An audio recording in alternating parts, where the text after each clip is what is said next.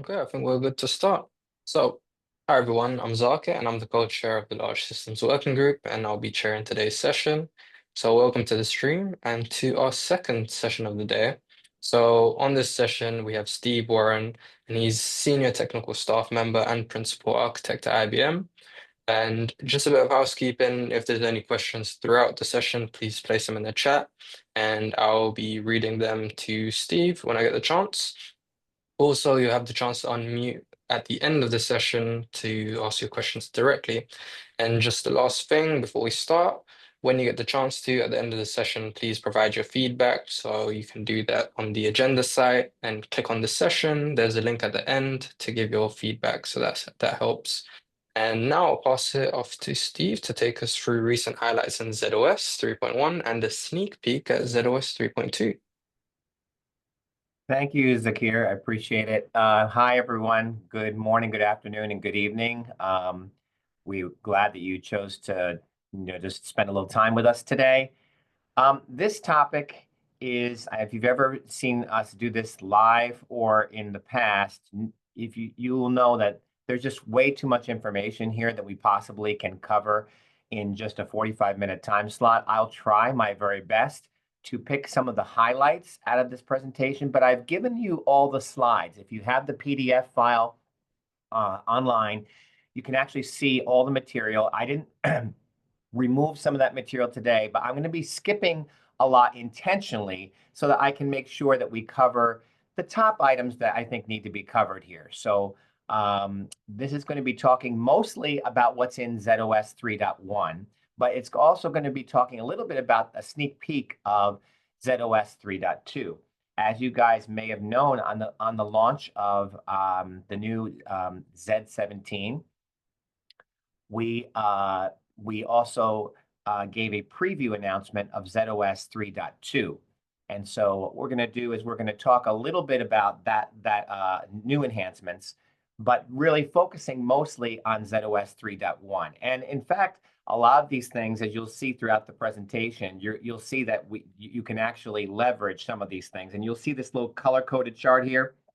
This basically just says that if there's a CD next to that item that I'm talking about, that item is available on a release even earlier than zOS 3.1 in some cases. Continuous delivery means that IBM does sometimes deliver new functions throughout the 2-year release cycle of a zOS release. And so you'll see the release that it's available on. So some of these functions, even if you're not on zOS 3.1, you'll be able to take advantage of. Again, I'm going to be talking very fast. This is not a presentation to learn how to give a good presentation because I'm talking rapidly and going through lots of different slides. But the idea is for you to get an idea of some of the items that maybe you want to investigate further.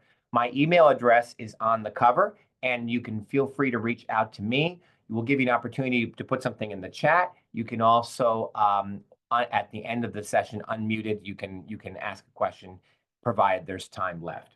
Okay?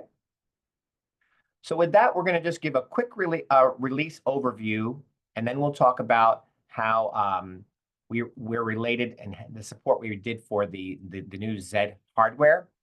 We'll talk a little bit about 3.2 and mostly on 3.1.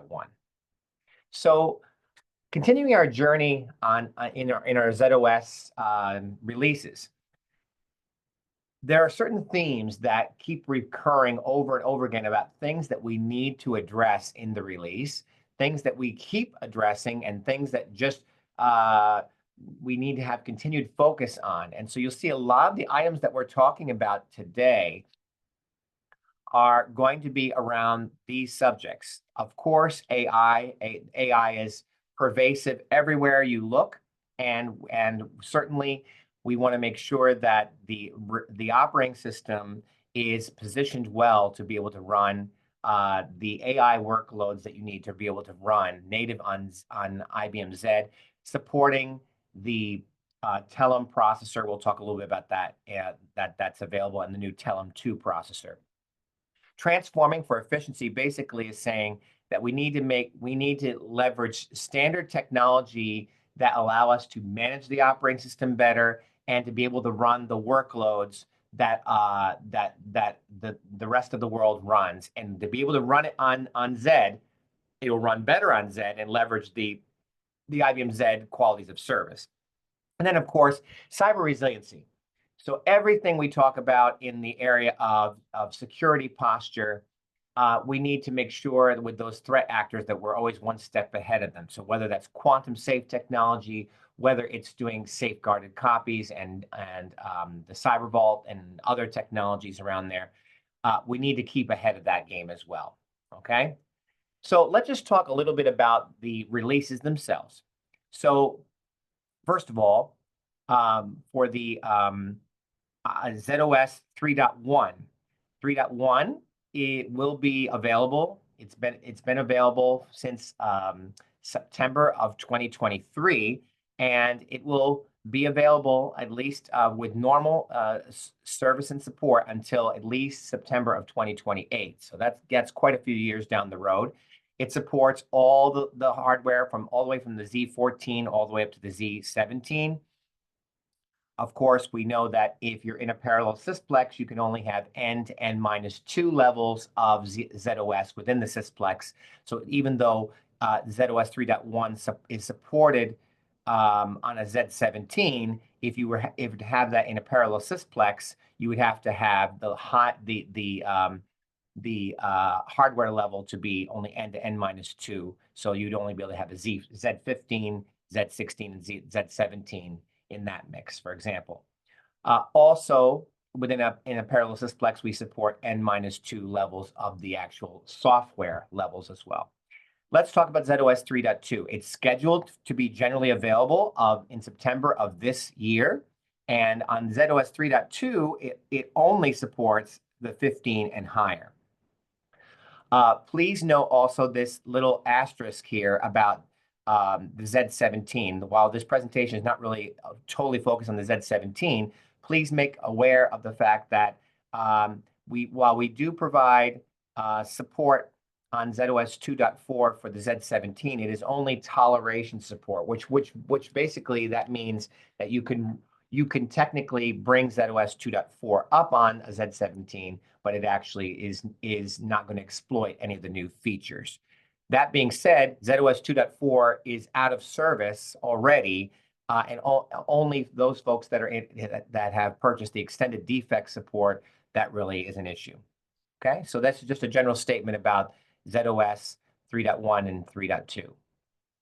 Let's talk about how it interacts with the hardware, first of all. If there's one set of functionality that we're going to support right off the bat, it's going to be to support the hardware because, of course, we want you to be excited about the hardware and to not have the operating system be an impedance to you purchasing that hardware, right? And so we have a number of different capabilities that we've provided in zOS operating system. Those things are highlighted in blue here that directly support some of the amazing capabilities on the new IBM Z17. We'll talk about some of the highlights in just a few moments. And of course, on the Z16, both the A01 and A02, again, we support a lot of the features as well. Let's talk a little bit about the highlights that we support on the IBM Z17. So the IBM Z17 will be available in just a little over a month from now. And what will you be able to do on a Z17 with zOS? Well, one of the major things is that for very large LPARs, you can actually utilize as much memory as you want in zOS, so up to 16 terabytes. Now, zOS has supported 16 terabytes for a few releases now, but it wasn't practical on any other level of the operating system, a level of hardware, because a drawer size prior to the IBM Z17 was less than 16 terabytes. In fact, it was only 10 terabytes. So while zOS supports 16 terabytes, you would never want a zOS LPAR to span a drawer because there's some performance penalties associated with both CPU and memory spanning a drawer. With the Z17, a single drawer now is 16 terabytes, which means if you had a very large LPAR, if you needed to have very large memory footprint, we're not going to hold you back, and you could impractically have a 16 terabyte LPAR, a single LPAR. There's lots of Z17 instructions, which we support to accelerate numeric formatting and much more. We also made enhancements to the perform locked operation, and you can read about that there. We support the new coupling facility, CF level 26. That, in effect, supports a lot of coupling limits enhancements, as well as some new adapters that are in the Z17 for both short range and long range links. And we've removed some support for the flash memory and CF images using dedicated GP processors. In the areas of the Network Express card, the zOS fully supports the new Network Express card. The Network Express card is a new card which combines OSA and Rocky into one card. So you have the ability to, instead of having both OSA for your TCP/IP external communications and Rocky, which allows you to do SMCR communications between multiple CECs, you're able to leverage that technology in zOS. And so there's lots of support, for example, in ComServer that enables that support. We've also supported this enhanced CPAC-F support for clear key acceleration using a new CPAC-F instruction. And then some biggies. So let's talk about exploitation of the new Z17 Telum 2 AI accelerator. This is not an AI session today, but this new processor allows you to have additional LLM encoder acceleration, which means I can run more complicated models on chip without having to go off platform. So these new things are fully supported in zOS. We provide the idea of quantization, which basically means to compress a model down to be able to execute faster and to use less resources. And we provide that support.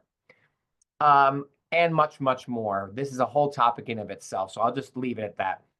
Tailor fit pricing for hardware for zips. This is very interesting. It's called workload classification pricing. This is a new type of way of being able to having cloud-like pricing for zip capacity.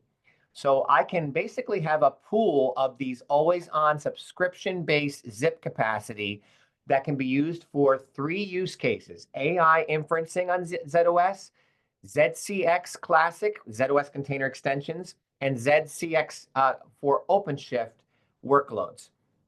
So the system will have the ability to know that you're running in one of those 3 environments, and you can tap this pool of always-on subscription capacity at a very attractive price. So it's and by the way, it doesn't require tailor fit pricing for software, unlike the other tailor fit pricing for hardware offerings for GPs, for example. So this is really a nice solution for folks that want to be able to maybe increase their workloads of some of the more modern workloads that we run on zOS. We've also supported something called BCPII server-side authentication support. So in conjunction with zOS BCPII and the firmware, we provide this way where now when you're doing a BCPII request, BCPII is, again, that function in the operating system that allows you to programmatically control the hardware through automation, right? And it doesn't use any external network. It goes directly and talks directly to the support element. With this new BCPII support, you can actually map zOS user IDs to HMC users. And why would you want to do that? Because HMC users can have very granular controls that allow you to issue certain types of functions and not others. And so this is just making the zOS BCPII functions a lot more powerful and a lot more secure, because a single zOS user may now be able to do a more granular operation in their BCPII application. So really cool stuff, again, all in support of the Z17. For the Z16 support, we continue to talk about that. Python is a strategic language for zOS and for the Z ecosystem. And so we're trying to make it attractive. You're going to see in a few moments, I'm going to talk about the the actual runtime for Python. But let's talk first. Once you have everything installed and you're running Python applications, up to 70% of those can be zip eligible. And so that is really an important thing to say, that we are viewing Python as a very strategic scripting language for the zOS platform. And if you do, we're gonna, if you leverage that, you're gonna get some good benefits. Not even Rex can say that it is zip eligible for some percentage of its workload. So this is really an attractive offering for people that use Python. I'll just leave the rest of these things there. I'll just talk quickly about zOS validated boot. Validated boot was a function we introduced in IBM Z16, which provides you the ability to guarantee that certain IPL artifacts that you have, standalone dump text and regular IPL text, nucleus and LPA, are really the exact copies of those particular artifacts that you built within a clean room environment. So what happens is you actually build your zOS, you yourself as a client sign those IPL artifacts and pass that certificate to the HMC. And what happens is when the HMC, if you ask it to do a validated boot, it will actually validate that those libraries, in fact, are the signed versions that you deploy. So if some other person outside of your clean room environment injected code, whether maliciously or not maliciously, the IPL can either fail or you can be notified that this does not match your clean room environment. So this is what zOS validated boot provides. That's been around for a little while. It's available even earlier than 3.1. Now, I'm going to talk just very briefly about some zOS 3.2 stuff. The intent here is to just give you a small taste of what is to come when we actually give our official announcement in July. But in the meantime, this is sort of whet your appetite for some of the things that are available here. So again, the AI-infused zOS release, we are going to continue to build on AI in zOS 3.2 with some new capabilities, exploiting more of the new processor in the Telum 2, which is found in the Z17.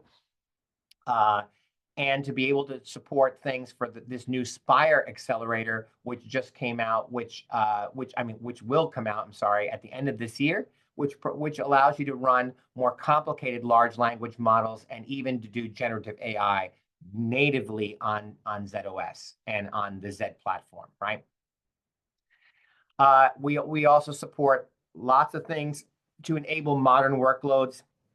You'll see easy NoSQL, Python APIs provide. I'll talk about that in a few moments, and much, much more. We also, when you're talking about transforming for efficiency,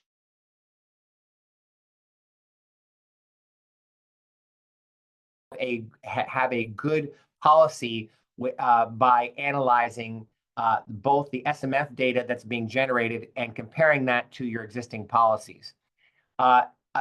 Making automation of software update easier. So if I'm applying maintenance to my zOS, I'm going to be able to do that using technologies such as Ansible to actually apply maintenance and to be able to deal with plus holds and all the other things that are associated with a maintenance of zOS. And so some enhancements have been made in this space as well. You'll see that there's some things that are made in zOS storage management. I'll talk about that in just a moment.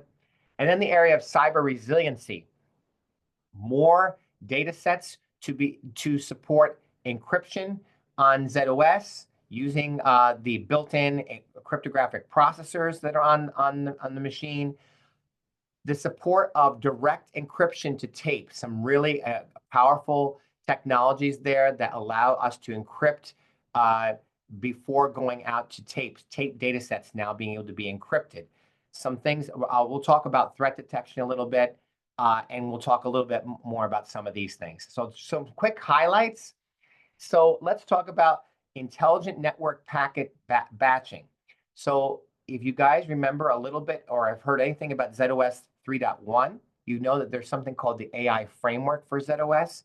That AI framework is kind of like really the framework that all other AI solutions that are in the operating system can tap into. So an operating system component says, I want to be able to allow my client to be able to use AI and to learn about how it behaves, and for my component to then react based on some AI intelligence. And so we've added a new use case to that. That use case is called intelligent network packet batching.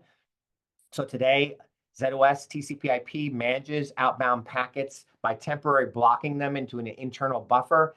And then the current algorithm is just a very simple mechanism of monitoring the queue depth relative to a timer expiration. With the new functionality, with this new intelligent network packet batching, we enrich that existing data with historical data to assist in computing when to block packets.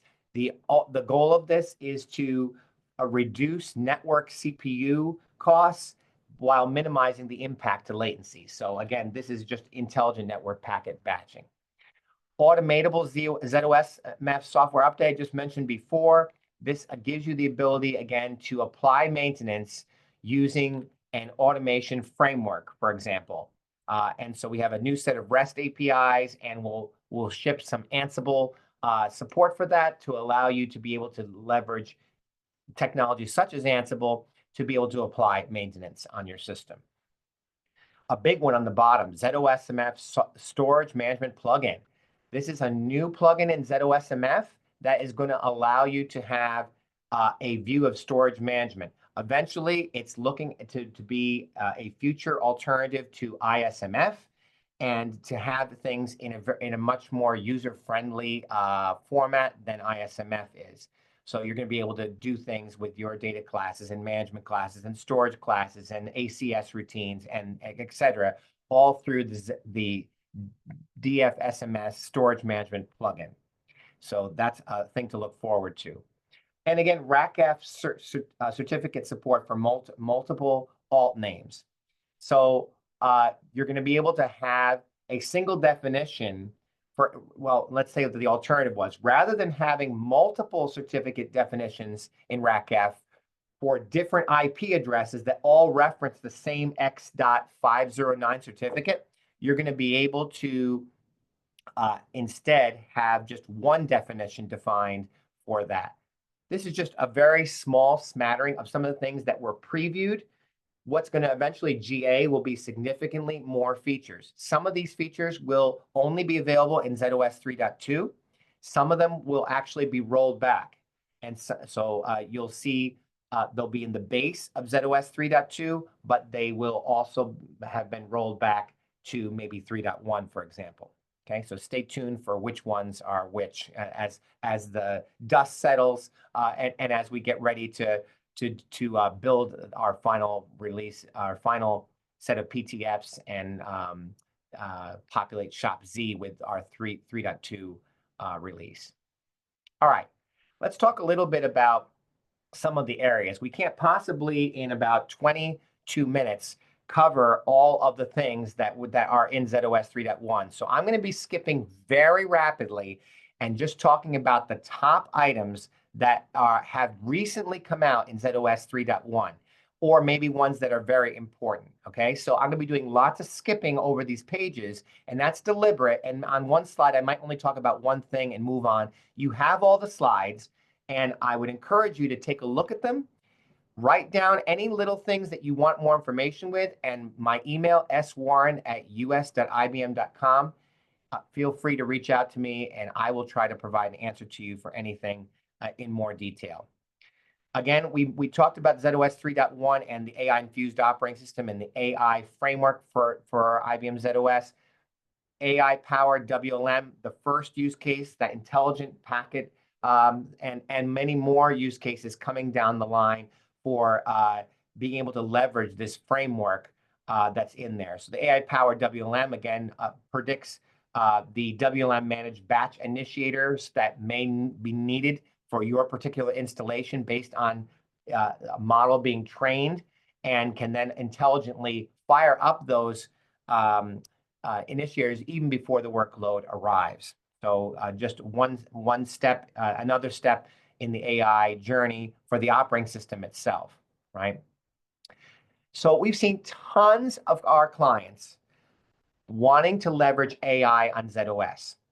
They say, I understand the value proposition that the Z16 and now the Z17 provides about being able to have my AI workloads where my data is. And so rather than moving data to the AI, we move the AI to the data. Okay. What does that mean? It means that I can run things within a transactional scope. And within a very tight SLA, I'm able to do very powerful insights and to have a very low total cost of ownership in doing all of that. So how do you get started? We have lots of resources here. The Discovery Workshop, I highly recommend if you're interested in that. We can come to you and talk about the AI technologies and figure out what use cases would make the most sense for you guys to maybe do a POC and to leverage those technologies. So please contact that email information for more details about how you can have a discovery workshop. I'll just mention we have refreshed the Spark level to now 3.5 in the third quarter of last year. And staying current with the open source community. So if you use Spark, you can have a new version. In the first quarter of this year, we've introduced a new version of the Python AI Toolkit. This Python AI Toolkit runs actually in zOS Unix or USS. And so you're able to have the very industry-leading IBM-owned Python packages, and you can get them for free. And if you want optional support, you can ask for that as a separate offering. We've also enhanced our AI toolkit for IBM Z and Linux One. We now actually have added PyTorch into the mix. And so now that toolkit includes TensorFlow, SnapML, Deep Learning Compiler, accelerated serving for TensorFlow, the NVIDIA Triton Inference Server, and then the accelerated PyTorch as well. So really powerful capabilities here in the toolkit. And another thing just introduced in the first quarter is the idea called synthetic data sets, the ability to get data, highly tuned data in a number of different use cases that will help you train your models. We know that AI is all about the data. So this is a great resource here. Machine learning for zOS 3.2 has been available for some time. I won't talk about that one much. Let's talk about this one. I'm going to spend a minute here because it's worth talking about. zOS Container Extensions has been around since zOS 2.4. It gives you the ability of running Linux on Z binaries that are packaged as Docker containers and running them native within a zOS address space. We've had lots of people use zOS container extensions. Guess what? This bullet at the bottom is mind-boggling. Free entitlement for ZCX with the latest version. In the first quarter of this year, we've introduced no longer you need to have the IBM Container Hosting Foundation MLC product installed to be able to use the Docker version of ZCX. It is free, or shall I say, no additional charge. And service is included with that. It's part of the base of the operating system now. Don't need to pay for it. We were able to change some of the internals, and as a result, we were able to provide that at no charge. This is a game changer because a lot of folks were very interested in ZCX, but they said, but the MLC thing, it's out of cycle. I can't justify an expenditure in the middle of my cycle. I don't want to have to pay for ZCX. You don't have to pay anymore. This opens up a lot of workloads that you might want to run natively co-located with your zOS data and in your zOS applications, as well as AI workloads, which run in a lot of them can run in ZCX. So really great stuff. Please write this down. You need to have, there are a couple prerequisites that you need in order to leverage this.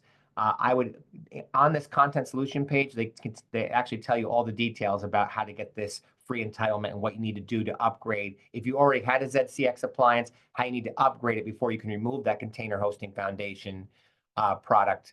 And then, of course, if you've never installed it, you don't need to do anything. Just install with the latest service, and you're good to go. Steve, a quick question. Yes. Charles asked, is Python still USS only? Is Python USS only? So for the most part, yes, Python is running inside of the USS framework, um, just like Java is basically running in that environment as well. So it's not running. I guess maybe we can take that question offline, or we can have a further discussion about exactly what is meant by that. But um, in just a couple slides, I'm going to talk about another enhancements made to Python. So maybe we can, if I didn't answer that question thoroughly, you can either reach out to me afterwards when we open up for chat, or you can also just email me. Thanks, Steve. Sure. For ZCX, another huge item we did is supporting Sysplex distributor. So now I can actually have a high availability environment where I have multiple ZCXs spread across different LPARs, preferably on different KEX. And now what I can do is I can leverage Sysplex distributor, and I can use a distributed dynamic virtual IP address, a DD-VIPA, that basically says all requests come into this DD-VIPA, and then if those containers are running on multiple ZCXs, I will farm those requests out. And so again, I can have a chance to have a high availability manager here using the default high availability manager on zOS, which is Sysplex distributor.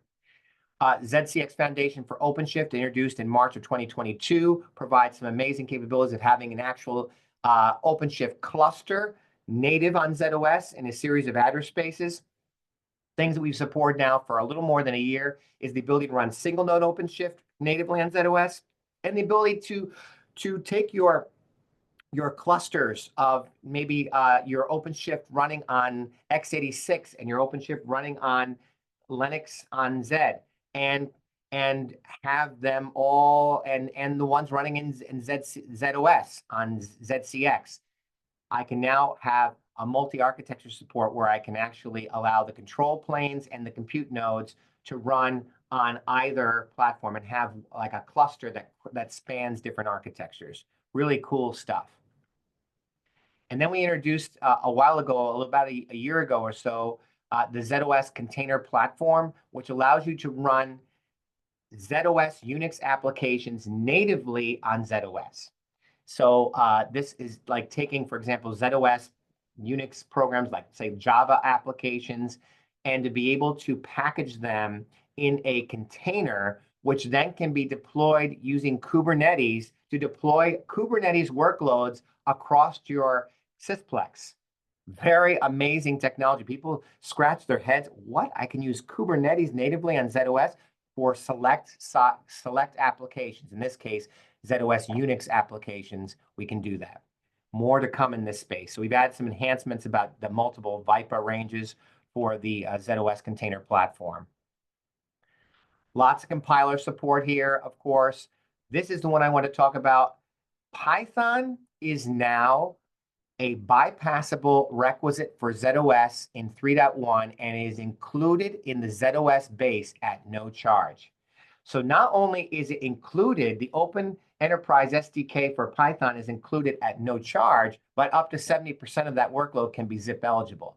So that's a pretty amazing statement that we're all in on Python, as well as the open automation utilities, which allows you to do things such as use the zOS core collection for Ansible, and the Open Enterprise Foundation, which contains things like Git, Bash, and other tooling that you would just expect to be there. All those things, when we say bypassable requisites, what do we mean? We mean when you order on Shop Z, zOS 3.1, you can choose to include all these things in the base zOS at no charge, or you can say, I'm going to bypass them, and I'm going to order those separately.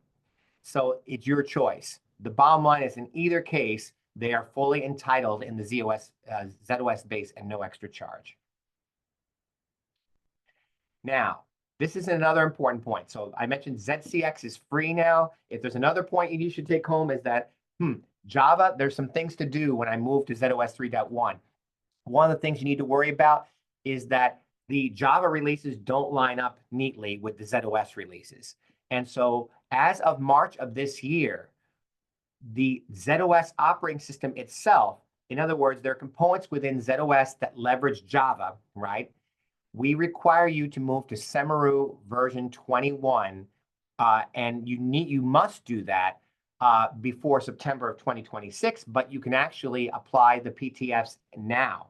So if you have Java 21 on your systems, you can actually now.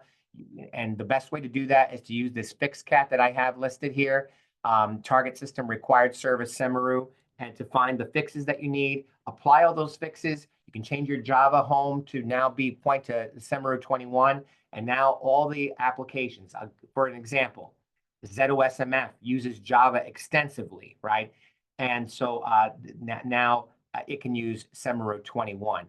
Why did the operating system move to that? Is because Semeru 17 will be out of service by November of 2025, right? So we want to make sure that that the operating system itself does not rely on a version of Java that is going to be unsupported. So we ask you to do that. For your own personal applications, you will have a migration journey. Of course, you probably don't want your personal applications to be out of support either. So you probably should make an effort now to make sure that they run on Java version 17. And so, again, you have about a little over a year and a half to do that. Look at the planning for installation book for more details. Okay, I'm going to skip over this slide, and like I am going to do with several other slides. Easy NoSQL, again, this is a way of using a NoSQL database that provides name value pairs. This is a built-in function that leverages vSIM and parallel sysplex technology under the covers. We provide C, Java, and now Python APIs available in the fourth quarter of last year to be able to interact with this particular built-in NoSQL database. Of course, the de facto one in the industry is MongoDB. If you still want to use MongoDB, you could deploy that in ZCX. So you have options for NoSQL databases. Moving very quickly, lots of enhancements in zOSMF. I'm just going to focus on a couple of them. One is ParmLab syntax validation. This allows you, as part of your automation strategy of being able to make updates to ParmLab through, for example, Ansible playbooks, I can actually leverage a REST API to be able to, as part of that, to validate that the syntax that I am changing in ParmLab is actually a valid syntax. So it'll do 38 different types of ParmLab members and validate if the syntax is correct. I'll skip over some of these. Remember to use, for the Sysplex management plugin, there's the CF sizer for resizing your structure. So if you move to Z17 or if you're moving to a Z16, you need to do a CF structure sizer. The functionality within zOSMF Sysplex management plugin is vastly superior than the one that's out on the website. So I'd encourage you to use that. Of course, we have the zOS 3.1 and 3.2 upgrade workflows, and that we provide upgrade workflows for N-1 and N-2 levels of the operating system. So for example, for 3.1, we provide workflows for 2.4 and 2.5 to move to 3.1. For 3.2, we provide workflows if you're on 2.5 and you want to move to 3.2, or if you're on 3.1 and you want to move to 3.2. We also provide a Z17 as well as a Z16 upgrade workflow that are separate that you can use to the steps required when you're going to be upgrading to a new level of hardware. Of course, when you install zOS, you're going to be using the software management plugin to actually install your server pack or portable software instances, and not just zOS, but pretty much all the major products within IBM leverage the zOS software management portable software instance methodology. I'm going to skip over a number of these for the sake of time and talk about this. I mentioned this before about the WLM Policy Advisor. If you haven't tried it, I would really ask you to give it a try. Imagine you take your service definition of what you have defined in WLM and you compare it with SMF data, and it'll say, you know what? I have some recommendations for you based on what I saw of what workloads running on your system and what you have defined, and it will give you some recommendations. Very, very, very cool stuff. It is just a really good aid to making sure your WLM service definitions are good. We know we have been on a journey of removing as many assembler skills from everyone's shop as possible by providing non-assembler alternatives to configure the operating system. Jez has done a lot in that space. A more new example of this is the fact that now the SMF lim XX parm lib member has been enhanced for some of the job step processing, for controlling the amount of storage that a job can use.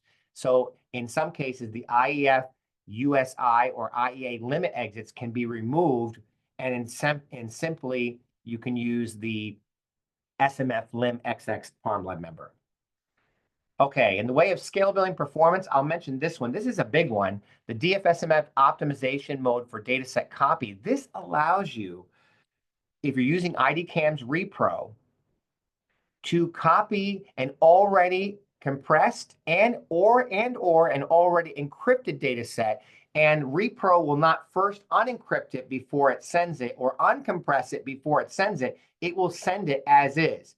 It requires that the source and the target have the same key label in the case of encryption, and that it requires the source and the target have the same compression types and data set attributes in the case of compression. But this is a performance optimization that I can now copy compressed data as is and encrypted data as is using IDCAM's repro. We've made lots of enhancements in RMF, and Grafana dashboard is just one of them. Lots of other reporting is available in that space. I'll skip over that for the sake of time. I'm moving over to System Recovery Boost. Starting in the second quarter of this year, we support now dynamic I/O activation processing as another methodology, another operation which can get a automatic boost.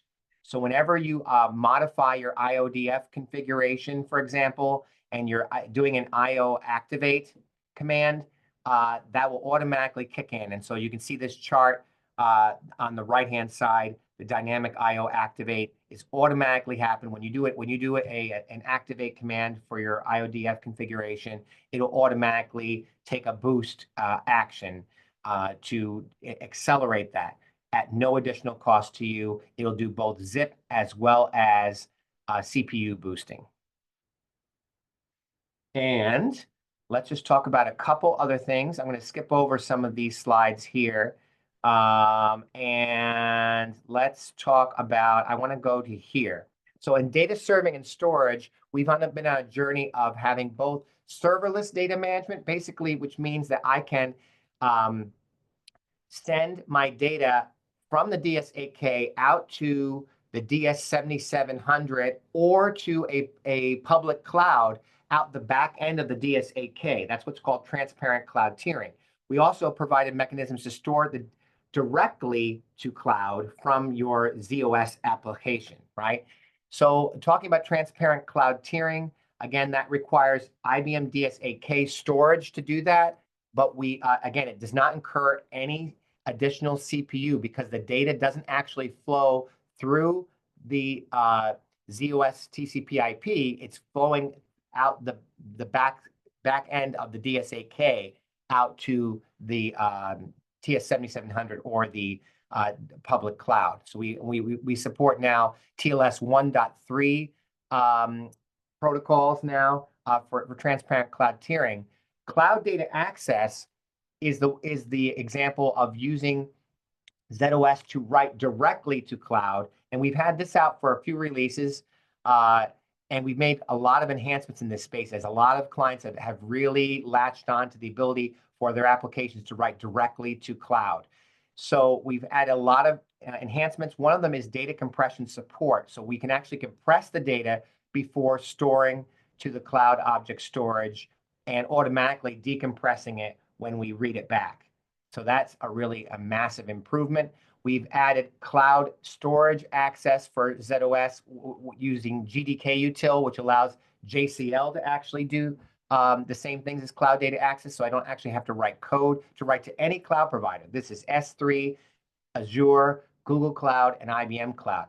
So with that, we've added this new functionality, just came out, which allows DDS dump and restore to write to cloud directly,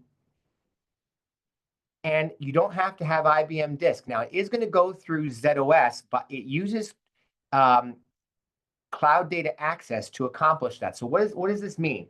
This means that right now, transparent cloud tiering only allows you to write out to Amazon S3 and IBM Cloud. All the other cloud providers, pretty much it won't work on. And it requires you to have DSAK storage. With this, DDS dump and restore direct to cloud, it allows you to write to any cloud provider at all, and it doesn't even have to be IBM storage. The disadvantage with this technique is that it is going to incur zOS TCP/IP costs because you are going through the mainframe to actually write that data. So there are pros and cons. TCT is still valid for if you have IBM DASD and you're writing to an S3 cloud provider. Okay, I know we're Yeah. right at the time limit here, right? Is that correct? Yeah, that's correct. And you can continue for a few more minutes. I just wanted to give Okay. to the people on the call, the attendees, to just unmute themselves and ask any questions if so. So I've enabled that. If anyone wants to ask any questions before they jump out, feel free.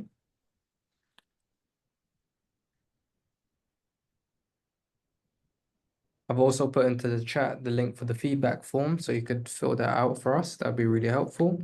And I just wanted to note that the next session is in the next 30 minutes, and that's enhancing zOS resiliency and security, leveraging the zOS chain tracker. So I'll just give a couple of seconds if anyone wants to ask any questions, and feel free to just unmute and cut whenever. So while you're deciding if you're unmute or not, I just will tell you that there are a few other things here that are listed. I didn't get through all the material here, but I got through most of the major points I wanted to cover. But please look over the PDF that I sent you. I knew this was going to be a challenge, even when we do it in person in Whittlebury in November every year. We have a hard time covering all the material, but I want to make sure that you have a chance to ask any questions about some of the enhancements that have been made. And the last topic was security, which there were a few items in here, but nothing really too dramatic here. So yeah, let's take it for any other questions that you may have.